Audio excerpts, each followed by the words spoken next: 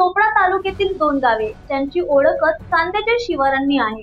दरवर्षी इथलं सोन्यासारखं लाल कांद्याचं पीक शेतकऱ्यांच्या चेहऱ्यावर समाधानाचं हास्य आणतं, पण यंदा त्या शिवारात काळी छाया पसरली आहे। सुरुवातीपासूनच या शेतकऱ्यांचा प्रवास खडतर होता।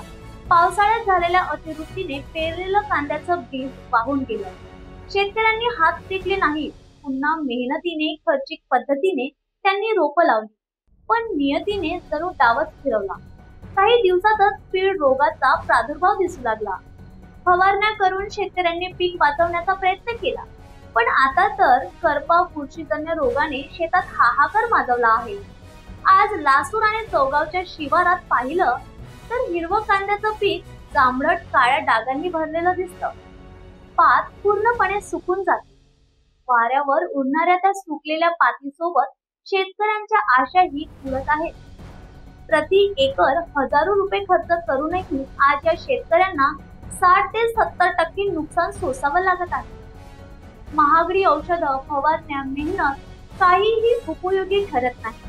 हवामानाची अनिश्चितता आणि त्या माध्यमातून आलेला हा रोग शेतकऱ्यांच्या खांद्यावरचं ओझं वाढवत चाललंय।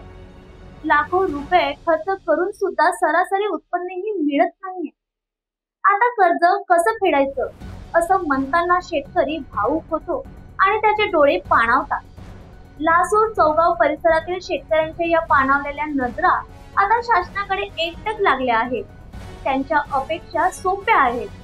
कांदा पिकाचा पंचनामा करा, नुकसानाचं मूल्यमापन करा आणि योग्य ती मदत द्या, कारण या मदतीसाठी जगणाऱ्या माणसांनी प्रत्येक वेळी संकटावर मात केली आहे। पण यंदा कांद्याच्या शेतात फक्त मातीचा वास नाही, तर अपूर्ण स्वप्नांचं ओलांबही दडलेलं आहे। मी लासूरकर वसंत दौलत पाटील कांद्याबद्दल बोलतोय। आपल्या शेतात 4 एकर कांदे लावलेले आहेत।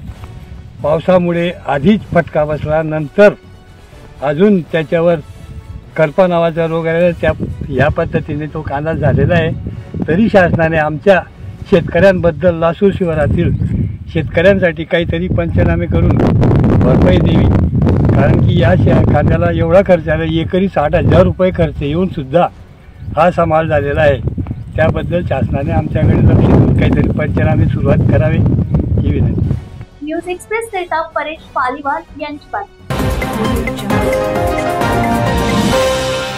भंडारा के आगामी नगर परिषद चुनाव को देखते हुए मुख्य अधिकारी करण कुमार चौहान ने समस्त भंडारा वासियों से लोकतंत्र के इस पर्व में बड़ी संख्या में मतदान करने की अपील की है। उन्होंने कहा, मैं अपना हर काम छोड़कर सबसे पहले मतदान करूंगा। चौहान ने नागरिकों से आग्रह किया है कि वे अपने मताधिकार का उपयोग कर एक मजबूत और जनहितैषी नगर परिषद का निर्माण करें।